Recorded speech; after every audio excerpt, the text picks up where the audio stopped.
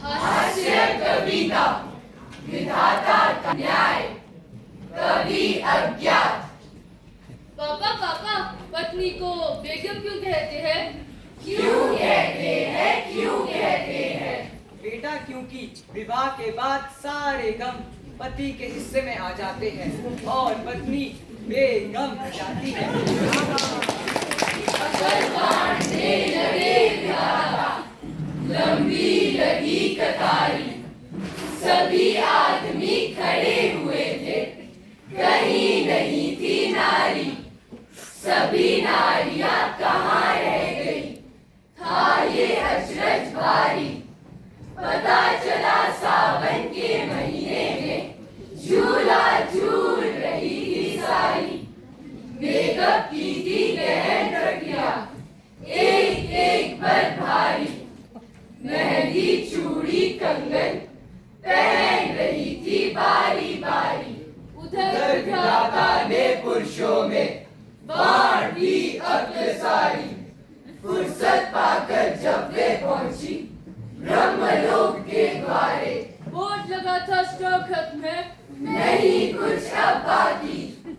रोने लगी सब महिलाएं, नींद खुली तब ब्रह्मा की। वे बोले, जितनी भी थी अक्ल वो मैंने पुरुषों में भर दी। लगी चीखने महिलाएं, यह कैसा न्याय तुम्हारा। कुछ भी करो, हमें तो चाहिए आधा भाग हमारा।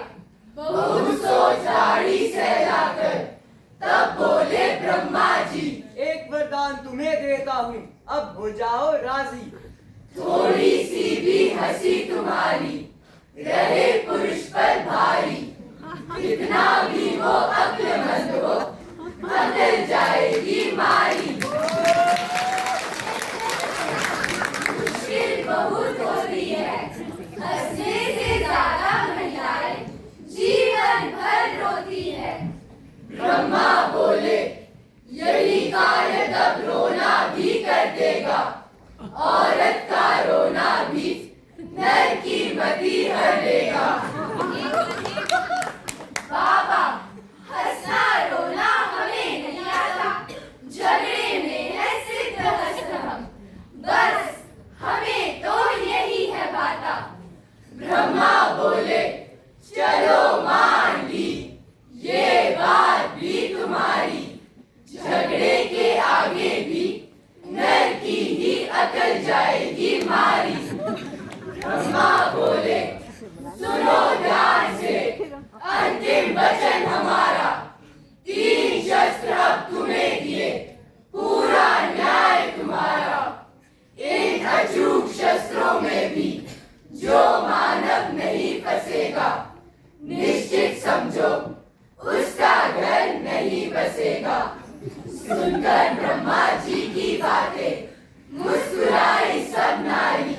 तैयार हुई फिर धरती पर आने को बारी बारी।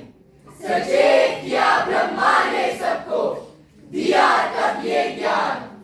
ये गृहस्थ जीवन है, इतना भी नहीं आसान। भगवान को भी यहाँ आकर देना पड़ा इम्तिहान। इसलिए पुरुष समझ से गृहस्थी में नारी का हाथ बटाएगा। नारी त्याग समर्पण